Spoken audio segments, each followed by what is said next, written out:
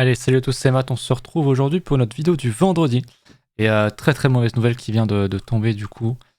Pour FTX, c'est totalement fini. Alors, je ne l'ai pas mis sur ce compte-là, je l'ai mis sur le compte de la baleine. Pour FTX, malheureusement, c'est fini. Ils sont totalement... ils font en banqueroute et ça inclut malheureusement FTX US, comme quoi encore un nouveau mytho. Les deux boîtes étaient effectivement séparées. Enfin, censées être séparées, mais en fait, non, il y a eu trop de... Il y a eu un effet sismique entre les deux, donc c'est terrible. En parlant d'effet sismique, attention, j'en ai parlé cette fois-ci sur mon compte perso. C'était BlockFi qui bloque tous les retraits également. Ça va faire beaucoup de bruit. Cette histoire avec FTX, il y a beaucoup de projets crypto qui vont avoir des problèmes, beaucoup de projets qui vont fermer, peut-être d'autres exchanges. Donc faites vraiment attention. J'en profite là-dessus pour vous dire de prendre un wallet à côté. Même si enfin surtout si vous avez du long terme, ne laissez rien sur les exchanges. Parce que même FTX, putain, même moi j'en reviens pas, même FTX vient de fermer en fait. Il n'y a plus de thunes, c'est finito, il n'y aura plus rien. Enfin, il y a 95% de chances qu'il n'y ait jamais plus rien en fait. Si ce n'est pas 99 ou 100%. Donc vraiment faites très attention. Et si vous tradez sur un exchange, bah, utilisez du levier. Le levier ça sert à ça. Mettez, je sais pas moi, 10% de votre wallet et utilisez un levier de 10 et comme ça vous avez l'entièreté de votre wallet et c'est tout. Comme ça, au pire, vous perdez 10%. Vous voyez ce que je veux dire? Ça c'est très important. Le levier ça sert à ça en fait. Ça sert à protéger son capital et à gérer son risque. Et à rien d'autre. Donc vraiment très attention, je viens de voir une map qui montre que FTX était l'exchange numéro 1 en Suisse malheureusement. Donc bon courage s'il y a des Suisses, j'espère que vous n'étiez pas dedans. Je sais qu'il y a beaucoup de gens qui sont chez Swissborg, mais apparemment c'était FTX le premier. Donc bon courage à vous. Je voulais vous montrer un truc, ouais il y a eu quelques personnes qui ont pu retirer de l'argent parce qu'ils étaient aux Bahamas ou ont passé un KYC en rapide. Aux Bahamas, ont acheté un compte, etc. Il y a des gens qui ont réussi à sortir de l'argent. J'espère que c'est votre cas. Mais je pense malheureusement que ce n'est pas le cas. Et en fait, ceux qui étaient au Bahamas, bah, c'est les employés de FTX. En gros, si on est honnête entre nous, t'as quelques autres personnes, mais concrètement, il y avait rien d'autre. Donc voilà, malheureusement, pour les très mauvaises nouvelles. Vraiment, ça, en vrai, moi, ça me dégoûte de fou. Alors, vous le savez, j'avais que 800 balles. Donc j'ai perdu mes 800 balles sur FTX. Mais putain, numéro 2, quoi. Genre, j'aurais vraiment pu avoir toutes mes thunes dessus. Parce que j'avais confiance. Et c'est terrible. Là, c'est très clairement un nouveau MT Gox, hein, pour ceux qui connaissent l'histoire en 2013, je crois, avec Kerpoles. Voilà, FTX, c'est encore plus gros aujourd'hui, donc c'est vraiment terrible. Je sais que c'est très compliqué à gérer, mais je le redis, hein, j'ai fait un tweet, je sais plus quand là, c'était hier. Faut pas lâcher les amis, faut vraiment pas lâcher. Ça semble long, mais dans 5 ans, ça sera vraiment une anecdote racontée. Alors sur un yacht, peut-être pas, ok, mais ce sera raconté, vous en sortirez grandi. J'en suis sûr, moi, pour la petite histoire, c'est ce qui m'était arrivé en 2018, hein, j'avais tout perdu. Alors pas à cause d'un hack et tout, par pure training, parce que j'avais fait de la merde. Et j'ai persévéré et j'ai fait de l'argent, et aujourd'hui, même avec le bear market, j'ai encore largement plus d'argent que ce que j'avais avant de perdre. Et en plus de ça, j'ai pu sortir 3 fois ma mise, donc, vous voyez, c'est possible. Faut tenir, je sais que c'est très dur, mais faut tenir, et c'est dans ces moments-là qu'il faut commencer c'était déjà le cas avant, mais à faire du DCA et avoir une vision long terme, 2 ans, 3 ans, 5 ans, peut-être même 10 ans. Je pense pas que l'affaire de FTX nous bloque éternellement, honnêtement. On y reviendra, mais il y a niveau comment dire, SP et compagnie, ça commence à remonter parce que le dollar chute. L'argent sort du dollar pour aller dans les actifs à risque. Malheureusement, les cryptos n'en profitent pas actuellement à cause de l'épisode FTX, ce qui est normal. Mais voilà, il faut bien avoir conscience que je vois déjà pas mal de gens qui disent ok, les cryptos c'est fini, j'ai vu, hein. Les cryptos c'est fini, plus personne n'aura confiance, plus personne va faire confiance aux exchanges, plus personne ne voudra acheter des cryptos. Je le redis, ce genre d'événement va sans doute poser des bottoms, parce qu'au bout d'un moment, il n'y aura plus personne qui pourra vendre. Déjà, toutes les personnes qui étaient chez FTX, et ça en fait du monde, ne pourront plus rien vendre pour ceux qui avaient encore des bagues et qui auraient été tentés de vendre. Donc ce genre d'événement va poser le bottom. Moi, je pense qu'on peut aller plus bas, on reverra ça tout à l'heure sur les charts. Mais voilà, courage. Honnêtement, sincèrement, il y aura des jours vraiment meilleurs, je vous le promets, c'est sûr, c'est toujours comme ça, toujours. Voilà. Petite promo rapide, vous savez que chez Bybit, il y a une nouvelle offre, 25 balles à gagner pour une inscription, si vous déposez au moins 100 balles, sinon vous avez aussi les 15% de réduction sur mon lien. Il y a le président, le CEO de Bybit qui a fait un tweet qui disait qu'il était en train de travailler sur la preuve de réserve proposée et amenée, l'idée était amenée par CZ. Donc c'est cool que Bybit le fasse, ça rassure. Les échanges qu'ils font pas, faut se poser les bonnes questions, honnêtement. C'est terrible parce qu'en vrai, ils sont pas obligés de le faire. Légalement, ils sont pas obligés. Après, c'est vrai que c'est les fameuses valeurs crypto où tout est censé être transparent et tout. Là où les banques ne sont pas soumis à ça, les cryptos en vrai auraient peut-être déjà dû le faire avant pour montrer le chemin. Et voilà où on en est aujourd'hui. Il y a bien sûr Binance qui va le faire, Bybit qui le fait, il y a je crois Kraken qui va le faire. De plus en plus vont le faire et c'est normal. Et ceux qui le font pas, c'est terrible parce qu'en soi ils sont pas en tort, mais forcément tu auras un doute et forcément tu n'auras pas confiance. Donc voilà. Moi je suis très content d'être partenaire avec, de bosser avec Bybit. Très sincèrement, donc pensez à passer par mon lien, je vous le redis, il y aura un DCA et l'argent qui est gagné avec l'argent des référals, je le mets en DCA, la vidéo sort demain et je ferai un giveaway de 25% de la thune aux gens au prochain bull market. Ça va prendre des mois, des années, mais il y aura a priori au moins 2, 3, 5, peut-être 10K à gagner. Qui sait, on verra combien d'argent il y a, mais je te parle pas d'un giveaway de 100 balles. Ok, il y aura un giveaway de 150 balles demain d'ailleurs, qui va sortir un temps pour la vidéo, pour la push un peu. Donc voilà. Soyez forts les amis, il y aura des jours meilleurs, c'est sûr et certain. Ok. Je sais qu'il y en a qui sont sans doute énormément sous l'eau. C'est normal, je l'imagine évidemment très bien. Mais il y aura des jours meilleurs. Donc accrochez-vous et ne lâchez pas prise pour ça. Vous le regretterez sans doute dans 5 à 10 ans en fait. C'est ce que je pense. Voilà. Donc forcément le cours le paye pas mal. Au moins c'était assez plus tôt, je le disais, avant d'oublier, parce que la dernière fois j'ai encore oublié je crois. Aux news qui concernent le dollar. Donc le dollar chute. Je vous le disais, on était sur un niveau mensuel qui était très intéressant. Pourquoi j'ai plus de. J'avais pas un dessin sur le dollar, moi? Il me semblait bien. Bref, on avait un niveau ici sur le dollar. Ah, j'ai dû le delete sans faire exprès. On avait un gros niveau comme ceci à peu près. Sur le dollar, je disais, ça pourrait stopper le cours et nous permettre. Ah bah voilà, ça charge, ok. Donc, je vais l'enlever. Et nous permettre de revoir un petit peu de vert. Ne serait-ce que venir retester ça, comme on est en mensuel, ça peut prendre plusieurs mois.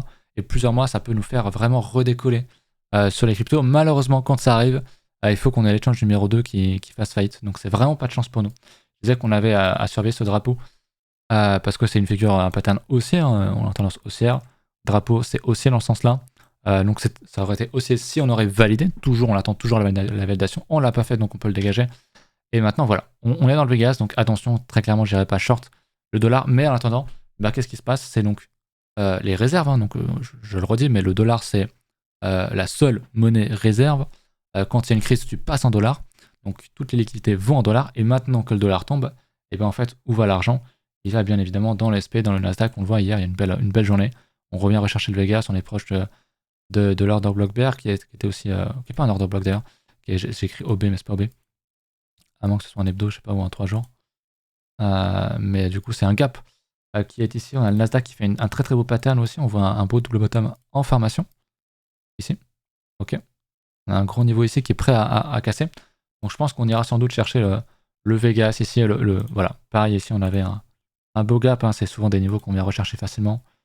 En plus de ça, c'est dans le Vegas. Donc franchement, sur le Nasdaq, là, les 12 400 points, je pense qu'on ira. Je dis pas qu'on a le bottom ultime et qu'on repart sur un bull market. Hein. Juste au moins, on a une respiration. Et c'est bien pour les actions. C'est malheureusement pas cool pour les cryptos parce qu'on n'en bénéficie pas à cause de cet enfoiré d'SBF. Mais un jour viendra. Il y aura des meilleurs jours, je vous le garantis. Au niveau du dollar, c'est pas mal, hein, j'en parlais. On est en train de faire une déviation en hebdo, en mensuel. Si on réintègre ça, c'est très très bon. Encore 19 jours pour moi pour être sûr et certain qu'on réintègre et dire ok, c'est haussier, on a juste piégé les vendeurs ici. Et on repart. Et derrière, je le disais, hein, l'or est très très bullish. On est en train de faire une belle compression, un beau pattern ici sur l'ancien niveau. Donc c'est très bien. Ça a été un petit peu chamboulé par la crise. Mais si on réintègre derrière, moi je m'attends à un truc comme ça. C'est en mensuel, ça prendra 2-3 ans peut-être. Mais j'aime beaucoup la gueule de l'or, donc c'est super. C'est vraiment bien, le SP, je l'ai regardé, je crois que oui. Hein. Oui, c'était en daily. Je l'ai montré. Je voulais montrer également aussi MicroStrategy qui prend très cher. Je crois que Coinbase c'est différent. Pas du tout. Ok, je pensais que ça allait être différent. Mais pas du tout, ça reste les actions crypto. Et vu la gueule de la crypto ces derniers jours, forcément, ça fait très très mal. Donc malheureusement, rien de bien bon de ce côté-là. On va se réintéresser à BTC avant de passer sur Ether. J'aurais bien voulu que cette map charge, mais elle ne charge pas. Je vais retenter peut-être tout à l'heure. Mais c'est un peu de mal. De toute façon, je sais qu'il y a beaucoup de liquidités au nord. Hein. J'avais regardé la map hier des liquidations. Il y avait forcément énormément de niveaux au-dessus. Et on est allé les chercher comme de par hasard, j'ai envie de dire. Mais voilà ce qu'on a sur BTC. On casse ce pattern, on casse cette structure par le bas. Alors FTX a évidemment énormément aidé. Perso, je continue à penser qu'on aurait cassé de toute façon. Alors certes, on a un petit retour sur les marchés à risque, mais combien de temps ça a duré, on ne sait pas. Et je pense qu'on aurait peut-être pu faire un petit truc comme ça pour retomber derrière. De toute façon, honnêtement, je veux dire, c'est pas un mal qu'on casse maintenant. Au moins, c'est fait. Est-ce qu'on va poser un bottom ici? Je ne sais pas. Il n'y a pas l'air d'y avoir encore beaucoup de volume. Bon, après, je suis sur Bitstamp. Il faudrait voir sur Binance ou sur Bybit, sur le spot. Mais concrètement, voilà. Voilà, on en est. C'est quand même pas très très beau. Je vais continuer d'avoir quand même Twitter à côté. Parce qu'il y a quand même pas mal de news qui continuent de descendre. Ça ne s'arrête pas là aujourd'hui et hier. C'est vraiment... putain, quel enfer, quoi. Vraiment. Donc bref. Je pense toujours qu'on peut aller toujours chercher les 12 à 14K. Moi, c'est ma grosse zone. Et pour autant, ça ne veut pas dire qu'il ne faut pas décès avant. Franchement. Donc, ça fait mal. On a cassé un gros pattern en mensuel. On a une petite compression, on la recasse par le bas. Ce que je disais il y a déjà un petit moment. Hein. On avait fait que casser un premier support. On a créé un autre avec un petit espoir de faire un double bottom. Hop, on recasse le suivant. Peut-être qu'on fera un petit truc comme ça et on se dit, ok, c'est le bottom. Et en fait, non, on va le recasser. Et ouais, revenir chercher cette zone-là. Et là, tu peux être sûr que là, les gens seront dead. Les gens ne voudront plus du tout entendre parler de crypto. Ils vont vendre pour sauver leurs $300. Et finito, ils font une grosse croix sur la crypto. Alors qu'en fait, on va sans doute être en train d'accumuler pour repartir pour le prochain cycle. Parce que oui, ce qui se passe avec FTX, c'est pas bon. Et il risque d'y avoir d'autres boîtes qui vont couler. Souvenez-vous, ça a commencé avec Triaro. Il y a eu donc FTX, il y a eu Celsius, il y a eu vraiment énormément de choses, Luna. Donc ça suit le marché, mais le marché n'est pas mort. S'il y a un drama avec USDT, là le marché sera peut-être mort pour peut-être 5 à 10 ans. Ce n'est plus. Donc, mais c'est pas le cas en fait. Honnêtement, ça va faire mal. On est en bear market, mais je suis persuadé personnellement que on est proche d'un bottom. On est proche d'un bottom. Je pense que cette année, on pourrait avoir un bottom. Si on a une grosse accélération, je pense qu'on pourrait avoir un bottom cette année. Et un gros bottom. Et derrière qu'on va ranger, etc. pendant longtemps pour repartir sereinement sur le prochain cycle. Peut-être. Mais en tout cas, moi, c'est vrai que je pense pas qu'on aille en dessous des 10K. C'est le niveau que je dis depuis longtemps. Parce que simplement, ça nous ramène, hein, vous savez, au fameux moins 80, moins 85%. Ce qu'on fait en général. Après, bon, malgré tous les dramas, on n'y est toujours pas. Certes, il y a des instituts, mais il y a plus de thunes et tout. Ça ne change rien, ça reste extrêmement volatile. Et il y a eu énormément de dramas. Donc pour moi, c'est une zone qu'on peut tout à fait aller chercher. Donc voilà. Bref, ça c'était pour BTC. Je vais aller peut-être en daily, mais en daily, il n'y a pas grand-chose à dire. On est venu retester pile hein, ma LP ici. Bonne entrée short. J'en avais parlé en MP, malheureusement, j'en ai pas parlé sur Twitter, j'en ai pas parlé sur le Discord non plus, désolé. Mais c'est vrai que c'était une bonne entrée short théoriquement. Mais enfin, compliqué à trader ces temps-ci. Vu tous les mouvements qu'il y a, c'est quand même très compliqué.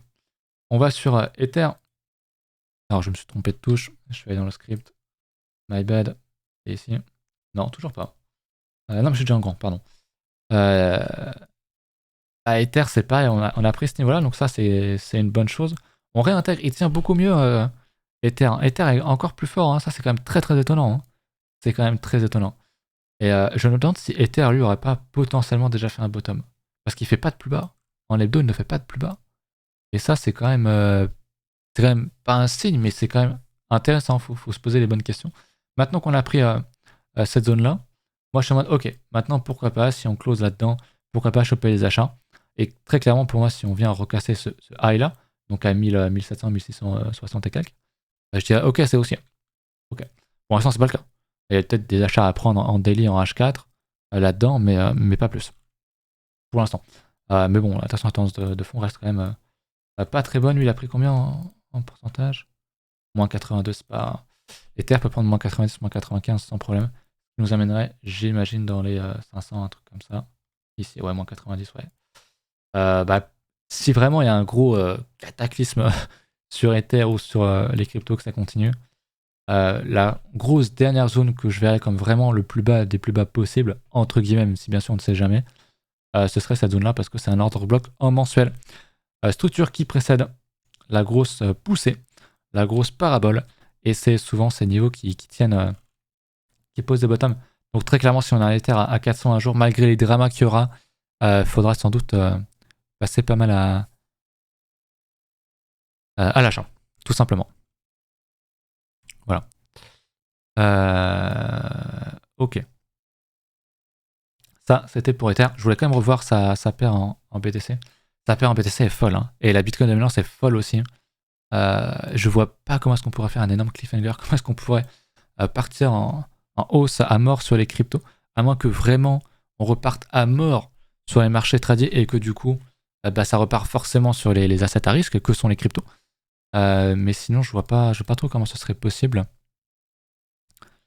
Mais en vrai, pourquoi pas, hein. Ça paraît très compliqué actuellement, mais bon, pourquoi pas.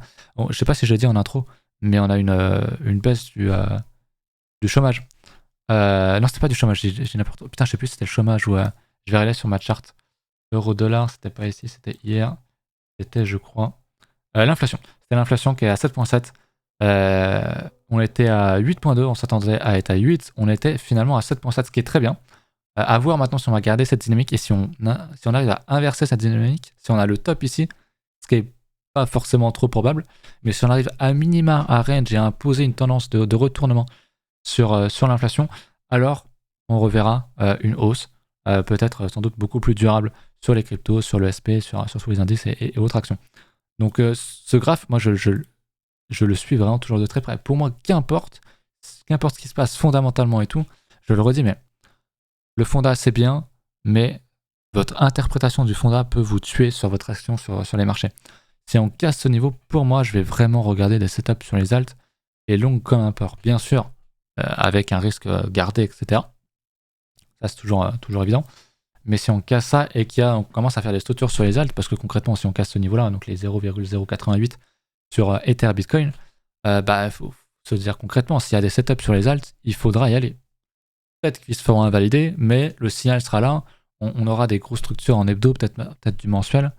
Il faudra effectivement il faudra y aller. Voilà. Il y a pas mal de news qui sortent sur FTX, j'essaie de lire un petit peu ça. Apparemment, il y a encore quelques millions qui pourraient être redistribués, mais bon, ça sera pas grand-chose à mon avis, malheureusement.